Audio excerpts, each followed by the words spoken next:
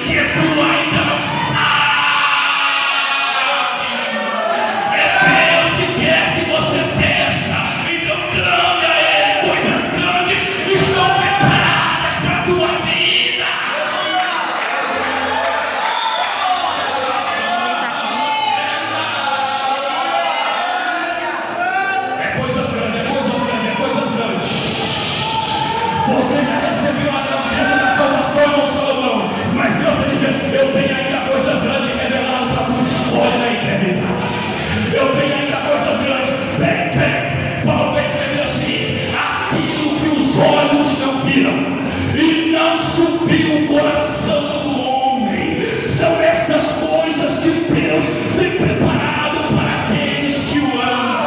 Eu vou dizer para você, a eternidade, Deus tem surpresa para você. Os olhos não viram o coração do homem. Isso significa que Deus tem coisas grandes para a tua vida.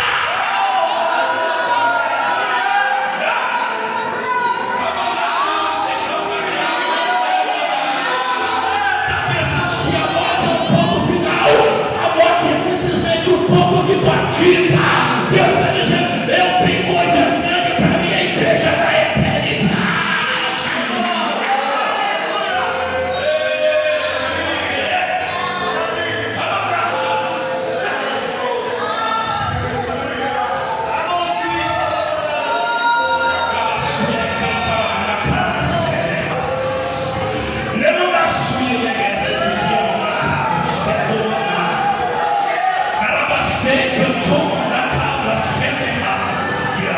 Deus está dizendo, eu tenho coisas grandes para você. Eu tenho coisas grandes para a tua história. Eu tenho grandes coisas para a tua família. Eu tenho grandes coisas para teus filhos. Eu tenho grandes coisas para a tua vida conjugal. O repasse nós não podemos parar, porque Deus está dizendo, se parar, as coisas grandes que Ele tem para a tua vida não vai concretizar. Mas é quando você continua clamando, enquanto você continua orando, enquanto você continua baixando, enquanto você continua caminhando, enquanto você continua buscando, Deus está dizendo, eu tenho coisa grande, eu tenho coisa grande, eu tenho coisa grande, eu tenho coisa grande para a tua vida.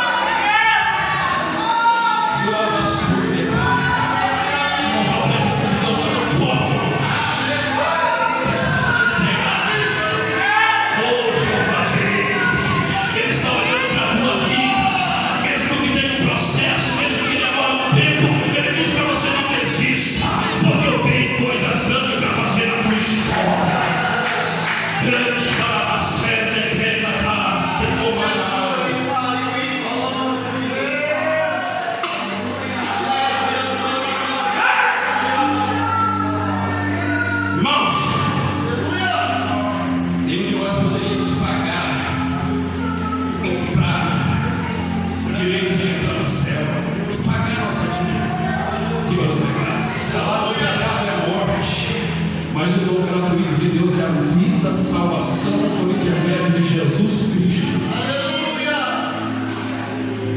Mas vamos para a Bíblia Sagrada. É justamente nessa palavra.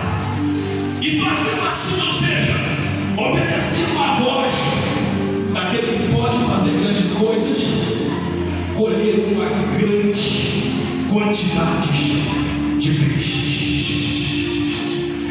Irmãos, o capítulo 5, foca aqui para você entender a palavra. O capítulo 5, a narrativa do Dr. Lucas, vai falar sobre um cenário importante, um milagre que a qual Jesus fez naquela santíssima.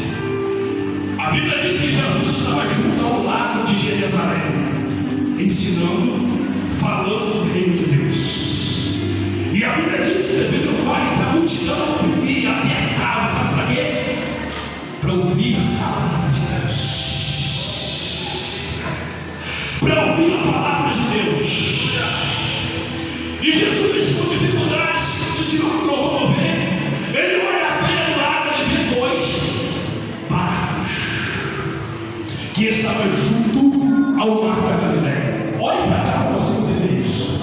O mar da Galileia, para quem não sabe, é uma grande bacia de águas doces que está localizada ali na região da Galileia, que no seu espaço geográfico, segundo alguns estudiosos da palavra, media de largura cerca de 13 quilômetros, 13, e por 21 quilômetros de comprimento no seu espaço geográfico.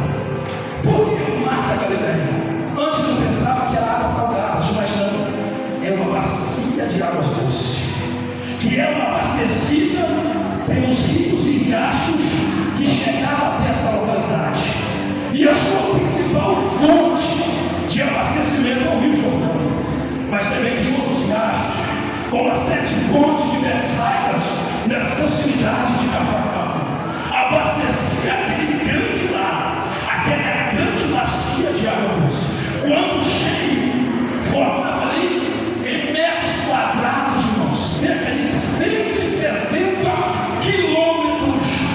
Segundo entendi da palavra.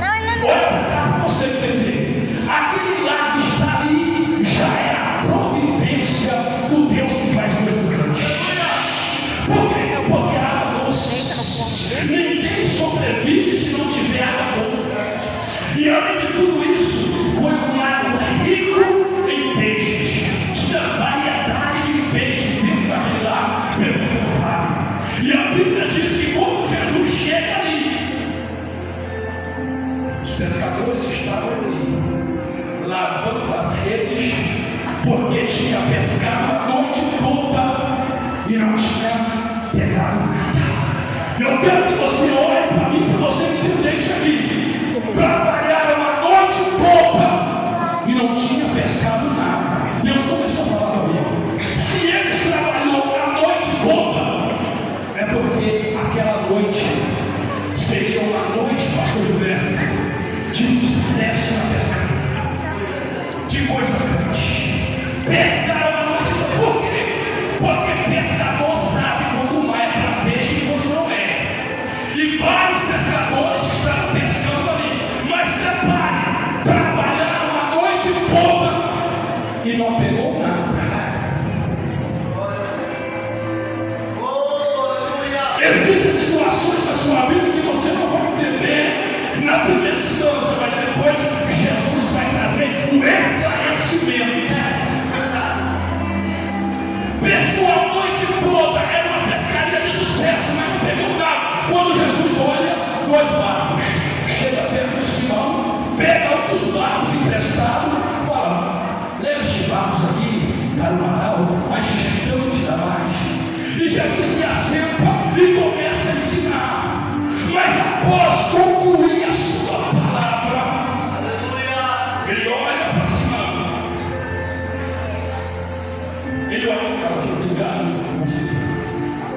irmãos, ele olha para Simão. Depois de terminar o sermão, ele olha para Pedro, para Simão Pedro, e diz: volta-te no mar alto e lançai-nos a vossa rede. Olha para cá, irmãos.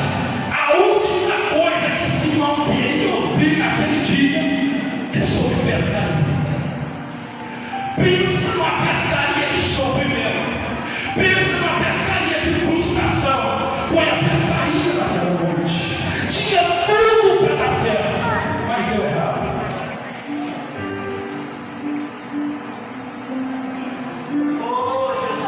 Mas deu errado. Irmãos, quando Jesus fala: Pedro, Simão, volta-te no mar alto e lançai-nos a vossa rede. Sabe por quê? Que Simão protesta, dizendo: mestre, pescamos a noite toda. Isso significa que já era dia, ou seja, não pegamos nada, trabalhamos a noite toda. Sabe o que Pedro estava querendo dizer para Jesus? De pescaria no tempo. Mas o Senhor não. Porque Jesus ainda não tinha feito uma obra na vida de Simão. O Pedrão, sabe o que você mais ou menos assim? O Senhor entende de carpintaria, de madeira, mas de pesca eu tenho. Porque eu sou profissional. Eu sei quando mais está para peixe e quando não está.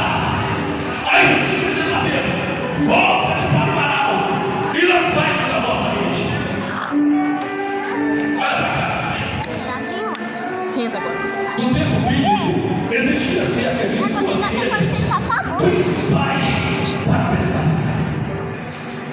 A rede de arrasto era aquela rede enorme, grande, que os discípulos e os pescadores usavam muito no mar da Galileia.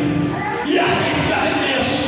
Só que tem um detalhe: a rede que Pedro estava usando, que Simão estava usando, era a rede de arrasto.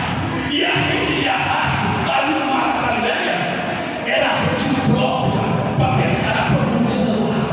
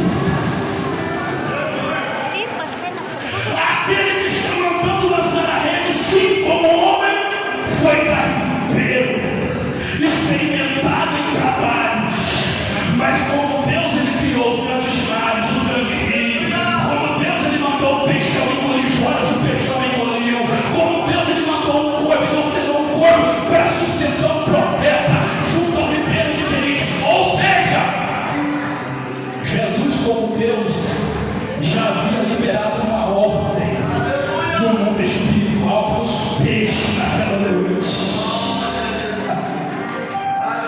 E por que Deus faz isso? Para mostrar para você quem pode é Ele, quem faz é Ele, quem opera é Ele, quem faz coisas grandes é o nosso Senhor.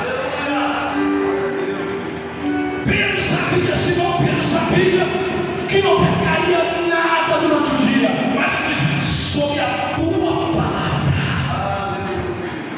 E por que se não faz sobre a tua palavra? Porque Jesus havia acabado de pregar o sermão, e a palavra entrou no coração de Simão Pedro. Irmãos, o segredo não está na rede de quem vai, o segredo está na palavra de quem manda. Em outras palavras, porque tu mandas, eu vou lançar a rede. É uma palavra de ordem. Está achando que o segredo está na rede de Pedro, Simão, habilidoso em pesca? O segredo está na palavra de Jesus.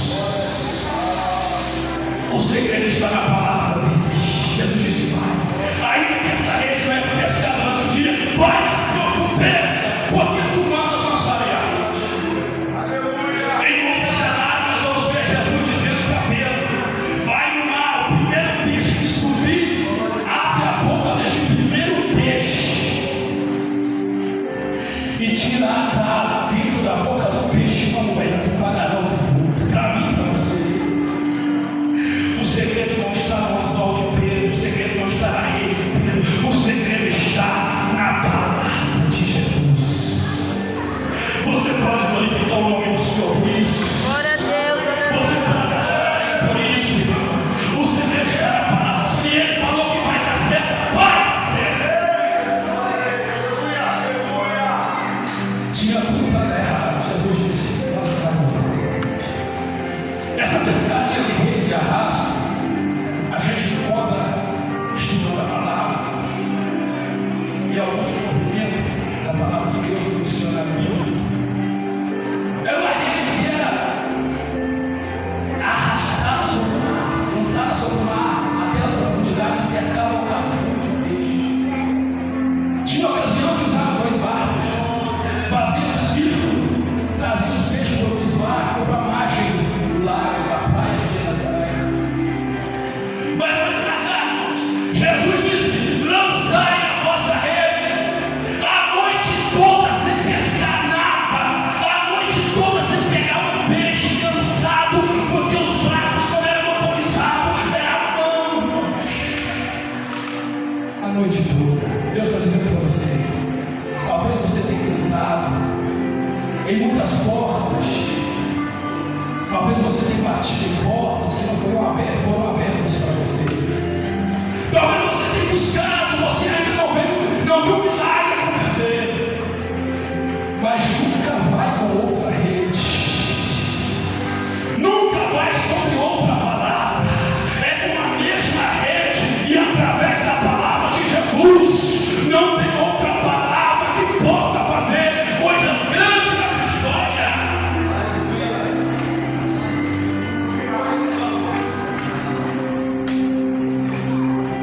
Encerro aqui.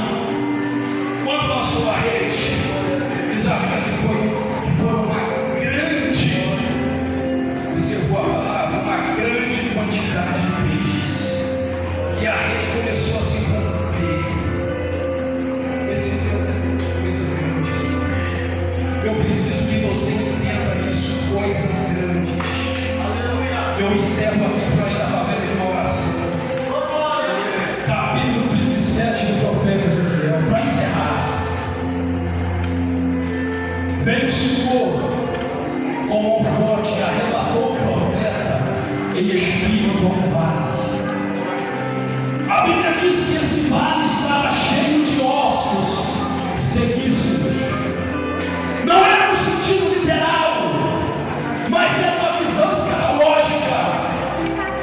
Deus pegou o profeta e levou sobre o vale. Eu posso aplicar isso aqui porque a Bíblia não é dele. E começou a andar com o profeta em volta daquele vale.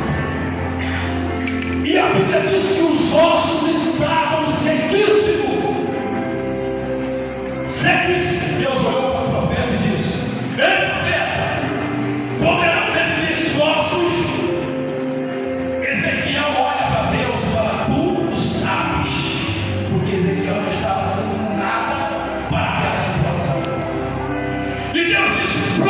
profetiza, ó filho do homem, para os ossos secos do vale.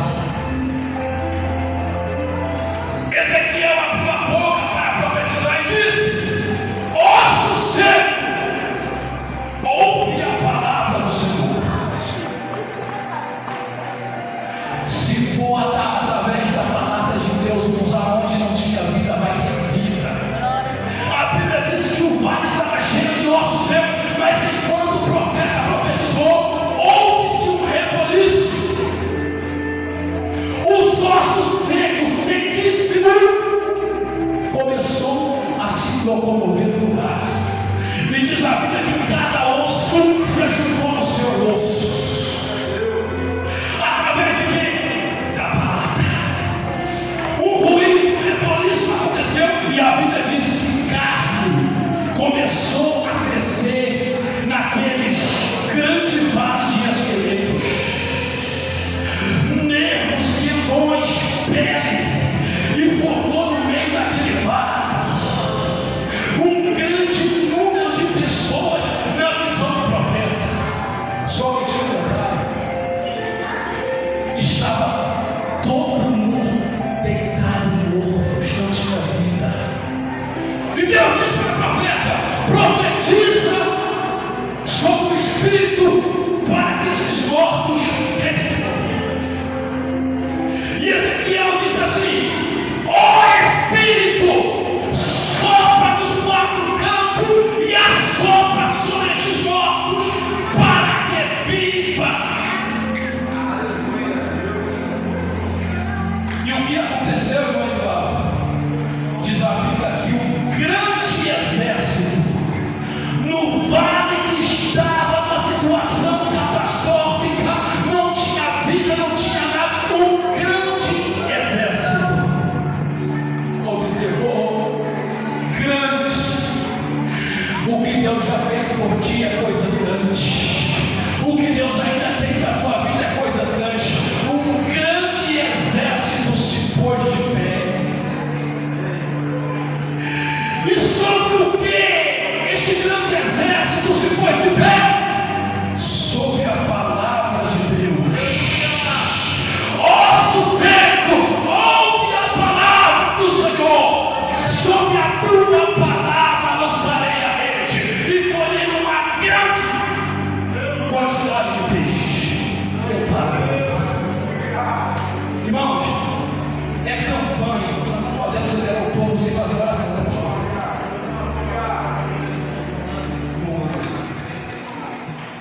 Vamos lá, vamos colocar de pé. Vamos orar. Igreja, coloque de pé. Você não está no Espírito.